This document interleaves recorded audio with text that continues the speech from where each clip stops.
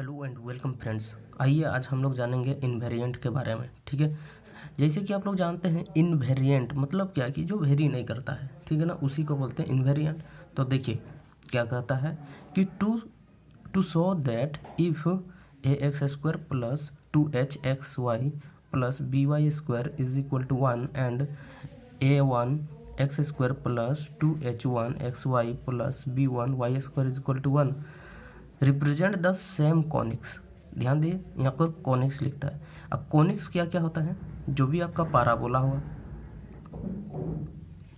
Ellipse हुआ और hyperbola, ये सब क्या होते हैं? आपके कॉनिक्स होते हैं। ठीक है, तो हमको दिखाना है कि a plus B is equal to a1 plus b1। ठीक है, और पहला दूसरा क्या है कि A B minus H square is equal to a1 b1 minus h1 का स्क्वायर।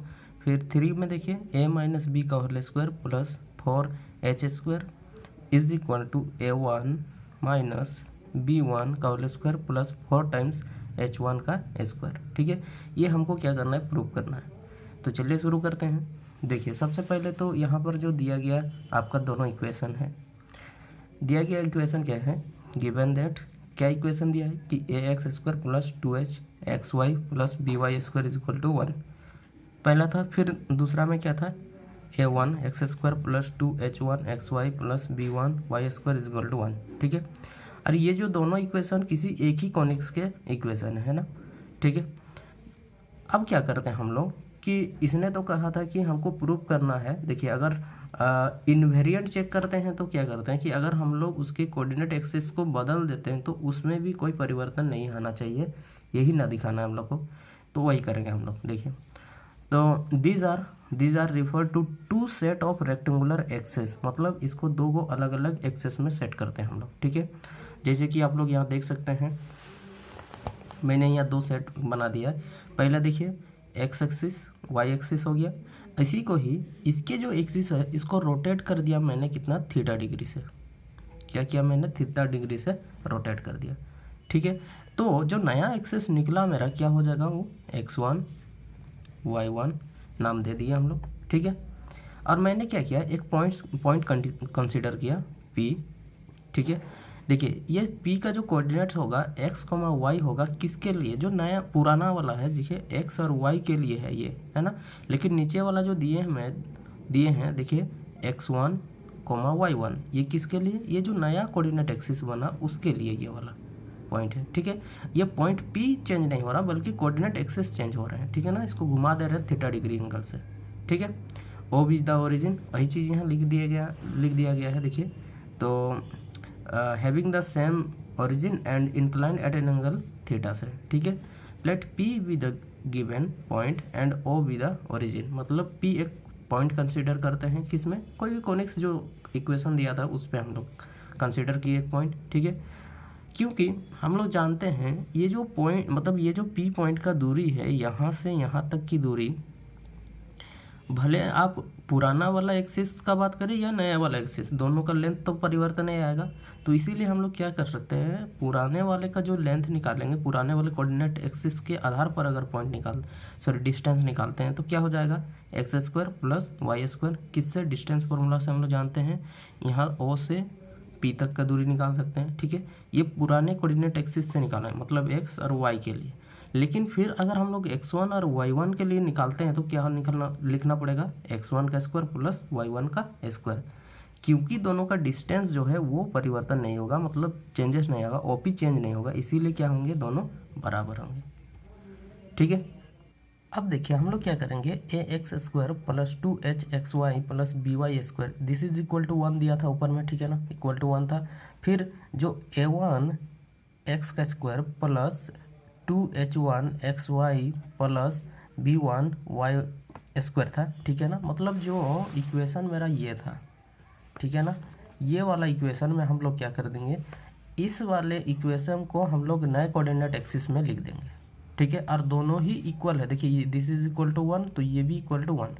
ठीक है ना, तो इसीलिए हम लोग क्या करते हैं? अनुमान लगाते हैं और ये दोनों को बराबर करते हैं। तो दोनों को बराबर करेंगे तो देखिए यहाँ पर a1 है, फिर यहाँ x1 का square plus 2 times h1 x1 y1 plus b1 y1 का स्क्वायर होगा, और दोनों इक्वल हो जाएगा, ठीक है ना। तो दोनों को इक्वल कर देते हैं। देखिए हम लोग क्या लिख देंगे इसको, दोनों को इक्वल किए तो ये वाला टर्म इधर लिखा जाएगा, तो a1 x1 का square plus 2 h1 x1 y1 plus b1 y1 का स्क्वायर, ठीक है।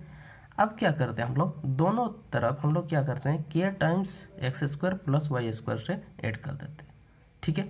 क्या हो जाएगा, देखिए यहाँ पर लिख दिया k times X square plus Y square. अच्छा, अब इधर में देखिए x1 y1 के फॉर्म में था, इसीलिए मैंने क्या किया, यहाँ k टाइम्स x1 का स्क्वायर प्लस y1 का स्क्वायर। अच्छा, ऐसा मैंने क्यों किया, क्योंकि हम लोग पहले ही पता कर चुके हैं कि जो डिस्टेंस है X square plus Y square ये वेरी नहीं किया है, मतलब ये इक्वल है, इसीलिए मैंने दोनों तरफ तो x प्लस वाई स्क्वायर इधर डाल दिया और यहाँ x1 का स्क्वायर प्लस y1 का स्क्वायर दे दिया, ठीक है। उसमें k टाइम्स मल्टीप्लाई हो गया, तो ये इक्वल होगा फॉर ऑल k के लिए, ठीक है। ऐसा मान लिए कि हर k के लिए क्या होगा, ये इक्वल होगा। तो हम लोग इसको थोड़ा सेट कर सकते हैं। देखिए एक्स स्क्वायर वाला कोफिशिएंट को अलग कीजिए, तो देखिए ए प्लस के निकल जाएगा, यहाँ से ए यहाँ से के, तो हो जाएगा। फिर एक्स स्क्वायर का कोफिशिएंट ये हो गया, फिर इसको तो ऐसे लिख दिया। फिर यहाँ देखिए बी का, तो B plus K Y square ये कोफिशिएंट, मतलब हम लोग क्या करेंगे, एक्स स्क्वायर और वाई स्क्वायर का कोफिशिएंट को अलग करेंगे।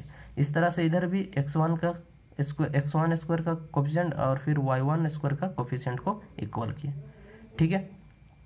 अब नेक्स्ट, अब हम लोग क्या करेंगे कि हम लोग k का मान ऐसा चूज करेंगे जिससे क्या हो जाएगा कि LHS ऑफ 1, मतलब जो हम लोग का इक्वेशन दिया गया था a plus K X square plus 2 time H X Y plus B plus K Y square, ये आया था।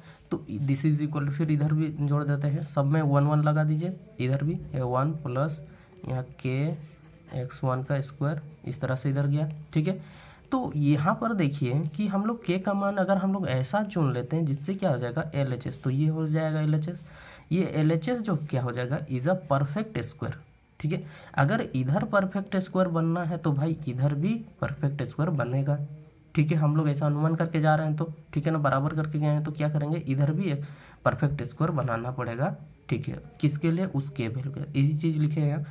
then the RHS will also be a perfect square for the same value of k के उसी मान के लिए जो आपका RHS होगा वो भी एक परफेक्ट स्क्वायर बन जाएगा, ठीक है। अब देखिए, अगर यहाँ पर देखिए इस वाले को अगर हम लोग परफेक्ट स्क्वायर बनाना चाहते हैं तब उसके लिए हमको क्या करना पड़ेगा, देखिए इसीलिए देखिए, but the LHS of 1 will be a perfect square if 4h square is equal to 4 times a plus K into B plus K. अब यहाँ देखिए हम लोग जानते हैं कोई भी जो क्वाड्रेटिक इक्वेशन होता है X square plus B X plus C is equal to 0, ये परफेक्ट स्क्वायर होने के लिए कंडीशन क्या होता है कि जो आपका बी स्क्वायर माइनस 4ac, तो बी स्क्वायर यहाँ से देख सकते हैं, 4 तो है कॉन्स्टेंट, a और c इज इक्वल टू 0 होना चाहिए। इट मीन्स क्या हुआ क्या कि B square is equal to 4ac होना चाहिए, तब ये क्या हो जाएगा, ये जो क्वाड्रेटिक इक्वेशन है आपका एक परफेक्ट स्क्वायर बन जाएगा। तो देखिए यहाँ पर 2 डिग्री का इक्वेशन दिया गया है मेरा, एक्स स्क्वायर का है, तो मतलब इसको परफेक्ट स्क्वायर बनाने के लिए हमको क्या करना पड़ेगा, बी स्क्वायर। तो बी स्क्वायर देखिए कौन सा हो गया, ये 2h है, ये मेरा बी स्क्वायर, क्योंकि एक्स वाई तो वेरिएबल है, तो 2h मेरा क्या हो जाएगा, बी है। तो बी स्क्वायर मतलब इसका बी स्क्वायर करेंगे तो क्या हो जाएगा, 4h स्क्वायर हो गया, और 4 तो 4 यहाँ देख सकते हैं, 4 फॉर्मूला से लगा दिए 4। अब यहाँ का देखिए इस पहले वाले का कोफिशिएंट और लास्ट वाले का कोफिशिएंट मतलब कांस्टेंट का, तो देखिए ये कांस्टेंट मतलब इस y वाला का वेरिएबल का कोफिशिएंट, तो क्या हो जाएगा, तो 4 टाइम्स a इंटू सी, देखिए तो a और ये c काम करेगा, तो यहाँ पर लिख सकते हैं 4 into a plus K into B plus के हो गया, ठीक है।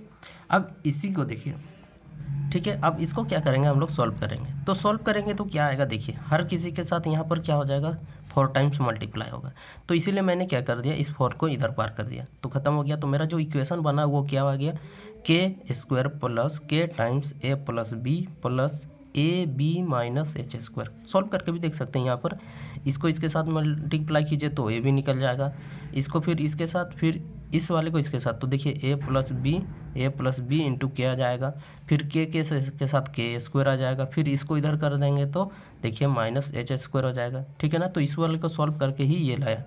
तो ये जो क्वाड्रेटिक इक्वेशन अभी मेरा नया आया है, ये किस पे आया है, ये के पे आया है, मतलब के इज़ अ वेरिएबल मेरा, ठीक है। अब देखिए इन अ सिमिलर मैनर, अगर ये तो मेरा किसके लिए था, आपका LHS के लिए, तो इसी तरह से हम लोग RHS का भी निकाल सकते हैं। Then RHS will be a perfect square if K square plus K A1 plus B1 plus A1 H1 minus A1 B1 minus H1 का स्क्वायर इज इक्वल टू 0, ये हो जाए।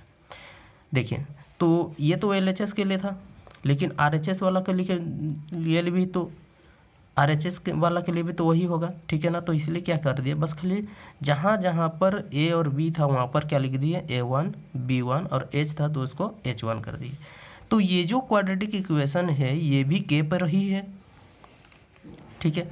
अब K पर ही है दोनों, तो जानते हैं कि दोनों अगर K पर ही है, एक ही क्वाड्रेटिक इक्वेशन है, तो भाई दोनों तो इक्वल होना चाहिए कोफिशिएंट, ठीक है ना। तो इसी कंसेप्ट से हम लोग क्या बोल सकते हैं कि जो यहाँ पर A प्लस बी है इस A1 प्लस B1 के बराबर होगा, ठीक है। पहला पॉइंट हम लोग का प्रूव हो गया। ऐसा किस लिए, क्योंकि ये दोनों क्वाड्रेटिक इक्वेशन एक ही है। क्यों, यहाँ पर के का स्क्वायर देखिए इसमें भी है, इसमें भी के पर ही है, तो दोनों क्वाड्रेटिक इक्वेशन सेम होना चाहिए। तो इसी कंसेप्ट से हम लोग क्या करेंगे, उसके कोफिशिएंट भी इक्वल होंगे, तो इसीलिए A plus B is equal to A1 plus B1 कर दिए, ठीक है। अब यहाँ ये आपका बचा हुआ इधर पार्ट है, तो AB माइनस एच स्क्वायर, तो A1 B1 माइनस H1 का स्क्वायर, ये हम लोग का दूसरा पॉइंट था जो हमको प्रूव करना था, ठीक है। तो पहला पॉइंट हम लोग का मिल गया, A plus B is equal to A1 plus B1, और दूसरा पॉइंट क्या हो जाएगा, AB minus H square is equal to A1 B1 minus H1 का स्क्वायर, ठीक है। अब जो थर्ड पॉइंट है वो थर्ड पॉइंट हमको प्रूव करना है। देखिए A माइनस बी का whole square plus 4 times H square is equal to A1 minus B1 का स्क्वायर प्लस 4 H1 का स्क्वायर। तो भाई इसको फिर अभी कैसे सॉल्व करेंगे, कुछ नहीं करेंगे। देखिए पहले तो यहाँ से AB निकाल लीजिए, ठीक है। तो AB निकालने के लिए हमको क्या करना पड़ेगा, देखिए यहाँ तक, तो AB इज इक्वल टू हम लिख सकते हैं A1 B1 माइनस H1 का स्क्वायर, यहाँ प्लस H स्क्वायर, ठीक है। और हम लोग ये जानते हैं कि A माइनस बी का स्क्वायर निकालते हैं तो हम लोग क्या करते हैं, A प्लस बी का whole square minus 4 times AB, यही करते हैं दोस्तों, बस। तो A प्लस बी का हम लोग वैल्यू पहले ही पता चल चुका है, ये क्या, A1 प्लस B1 का होल स्क्वायर, ठीक है। तो ये वाला यहाँ पर पुट कर दिए। अब माइनस 4 टाइम्स AB, देखिए तो AB का वैल्यू कितना है, ये वाला रख दीजिए यहाँ पर, A1 B1 माइनस H1 का स्क्वायर प्लस H का स्क्वायर। सॉल्व कीजिए इसको, तो देखिए A1 प्लस B1 का होल स्क्वायर माइनस यहाँ पर 4A1 B1 माइनस, देखिए ये माइनस है तो यहाँ प्लस हो गया 4H1 का स्क्वायर, अब यहाँ इसके साथ हो गया माइनस 4H स्क्वायर। तो इस वाले को क्या करेंगे, इधर ले आते हैं, तो इधर क्या हो जाएगा, A माइनस बी का whole square plus 4 times H square. तो इधर ले आए तो क्या हो जाएगा, 4H स्क्वायर हो गया। अब यहाँ क्या बचा, देखिए A1 प्लस B1 का whole square minus 4A1 B1। अब इस वाले को अगर ध्यान से देखिए तो ये किसके लिए दिया गया है भाई, इसी कॉन्सेप्ट को यहाँ पर यूज कीजिए। देखिए A माइनस बी का होल स्क्वायर हो जाएगा, और यहाँ पर बचा क्या, प्लस 4 टाइम्स H1 का स्क्वायर। तो मेरे पास फाइनली आ गया A1 माइनस B1 का होल स्क्वायर प्लस 4H1 का होल स्क्वायर, किसके लिए, A माइनस बी का whole square plus 4 times H square, ठीक है। तीनों पॉइंट प्रूफ हो गया दोस्तों। तो हम लोग बोल सकते हैं कि ये जो अगर एक ही कॉनिक्स के दो इक्वेशन दिए गए हैं तो उनके जो बाकी कोफिशिएंट होंगे वो सब क्या होंगे, बराबर होंगे, ठीक है।